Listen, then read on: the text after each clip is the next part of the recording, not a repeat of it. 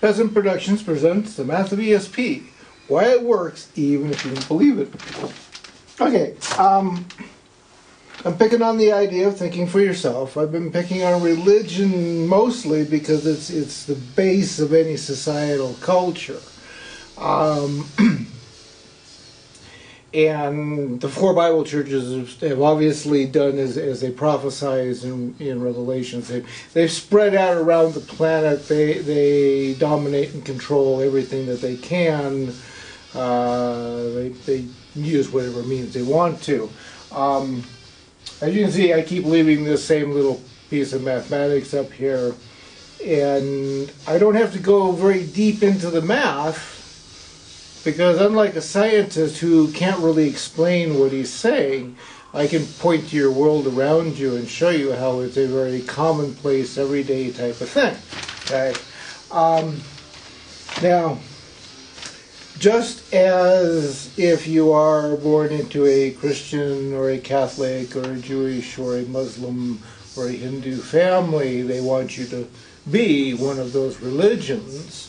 The same thing applies. If your daddy's a fireman, chances are you're going to want your son to be a fireman. You might want your daughter to try and be a firewoman.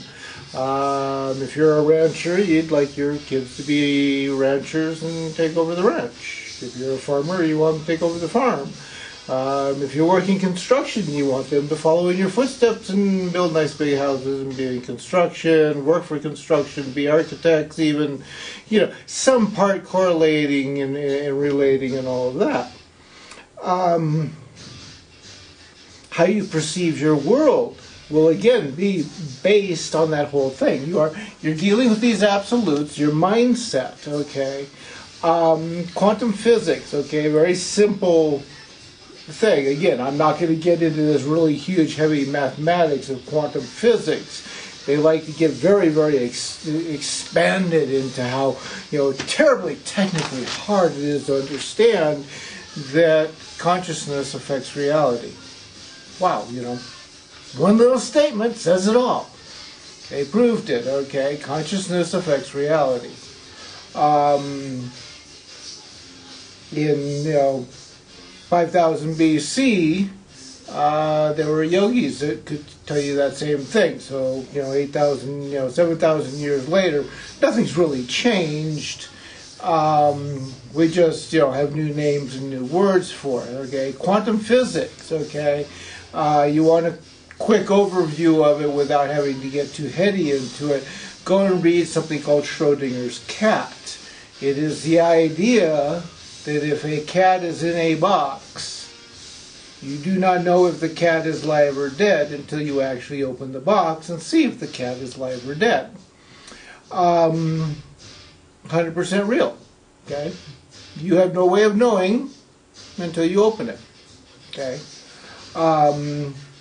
The same thing is proven with, little beams of light coming across, and you put a slitted cardboard in front, and they fire one photon at a time, and you get this nice little, there's a single slit, you get this nice little grouping of single photon dots. You put 2 or 3 slits up there, and somehow it goes across many of them. And if you look at it in a certain way, you find that you're actually looking at a wave. And things, are other than what they're prescribed one event, one item is. They simply have to sit there and explain that, reality and all matter is either a wave or a single particle or a combination of the two, or quasi in between the two, and gee, we really don't know what to tell you, okay? You go back to the yogis, 7,000 years ago, and they explained all of this quite decently to you, and you learned that, you have to meditate and step into the spiritual realm where you deal with the energy, not with this physical world, not with this physical body, but the energy at the energy level. You observe what is really existence. And, gee, wow, you can understand all this stuff. And like I said, of course, for umpteen thousands of years, Western society has denied that there is anything at all real about meditation. Yeah. Anybody that reads the Bible and the history of stuff during that time knows that it was very frequent for people to be passing down the China Silk Road into India, into China, into worlds where they meditated, and come back with meditative thought and process of learning and all of that. Okay, so it wasn't, Christ suddenly became enlightened. No, there's this whole process of 30 years or so when the Bible doesn't explain anything to you, that the Jesus Christ person could have walked into India and learned all of this stuff that he comes back to expound as Christianity, as a meditative yogi type person who sat down in front of yogis and listened to them expand upon the idea that reality is more than just this simple physical body. So you have all of these variations of things that go on. And this is why I explained that you don't need real super heady math. You have to stop and understand that if you have an absolute A plus B, it's going to equal A plus B. If you have an inconsistency of A plus B, and you're going to, add that C in there, and then you're going to subtract that C out, you don't have A plus B. Okay? Very simple. You have added something and subtracted something, so you have gone through another process. Okay? If you add a gasoline to a car's tank, and then you drive 500 miles, you don't have that gasoline in the tank anymore, folks. So it is that simple that you put it in and it's now gone, and it has been used to put you in a different place, a different time, a different position. And quite obviously, you're going to have different perceptions because you saw different things as you were driving along that road to wherever you're going. Whether you're driving to Grandma's house, the same road you have driven every day for the past 100 years, or you're going to, someplace you've never been before, and you're totally amazed at seeing all kinds of wildlife and plant life and roads and cars and all of that. So it's very logical to understand that if you limit what you take for input, then yeah, you're going to have a very limited point of view. And this is why most systems teach you to only believe what they say.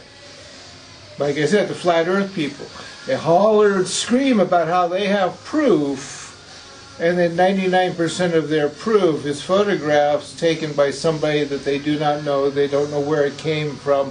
They don't know what they're looking at. They don't know what a photograph is. And they're trying to defeat a photograph with a photograph. Very illogical. It makes absolutely no sense. Okay? They have a very limited point of view. When you start asking, well, how come I can do this, or this, or this, or this, and these are all physical sciences that you can walk out and do, they all run away very quickly.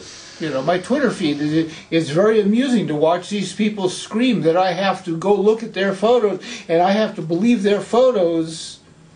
But when I ask them for the science that they declared that they had, they can't offer any kind of a actual physical thing that I can walk out and do to prove to myself that the world is flat. They cannot prove how it exists. They cannot prove how weather or anything like that happens. So, the more you limit yourself, the harder it is to make judgments on things. The more you tell your child not to look at the world around them, the harder that child will have at adjusting to the world around them. Okay? Like I made a comment in one of the previous videos here. Because my son knew that when I was a little kid, Daddy never told me I had to just because. He always let me challenge him. He always let me ask for data. He always let me look and see. my son knew there was nothing wrong with telling me that, hey, Dad, I bombed out of college. It really freaked me out. I don't really want to go back to college right now. I don't know what I want to do. I love building computers, and I'm afraid that if I go into the industry of building computers, I will lose my love of building computers. Okay, son, no problem, Ben. Tell you what, you love building computers. Continue doing so. Have fun with it. Learn what you can, make an occasional buck or two if you can with it. But in the meantime, let's see. There's construction, there's the food industry, there's the photography, he actually picked up a pencil and paper and started drawing, being an artist. I mean, here's Dad, I'm an artist. I grew up understanding that starving artists is quite normal, you know. I mean, granted, you know, stop and look at how many people don't pay their house bill because, you know, because they work for the county and they lost their job, or they work for an automotive firm and they, you know, and they lost their car. I mean, artists are not the only ones that starve by any means, but it is a very common statement. So my son is out there exploring the world. And instead of Dad freaking out that you know, his son at you know, almost 27 years old doesn't have a goal in life, it's just the opposite. It's like, well, hey, look at this. Oh, and by the way, look at that over there. And look what I found over here, over my shoulder over here. Because I'm giving him every opportunity possible to examine what's out there in the world. Okay? I'm not limiting my son as a lot of people do to their children. You can only be a doctor. You can only marry a doctor. You can only marry a blue-blood, rich, elite person. You know, whatever. However you want to look at it, however it is, you know, it's all there. It's all constant throughout your entire societies. That you try and limit everybody, and you want everything limited so that you have only your one thing. When you learn to think for yourself, it's the other way around. You want as much data as possible. You are willing to challenge stuff. And more importantly, you are willing to let other people put challenges in front of you because it makes you personally think. You're not afraid to think. If you're afraid of what I'm saying right now, you are afraid to think. If, on the other hand, you have argument about what I have to say, you're thinking. You're doing what I'm asking you to do. You're challenging. You may be challenging me. You may be challenging yourself. You may be challenging, you know, the person, you know, sitting next to you. But you're actually thinking. And that's the whole goal of it. Okay? So that's why I have very simple mathematics, because it's a very simple reality. It's the lack of limits. It's the lack of closing your mind down.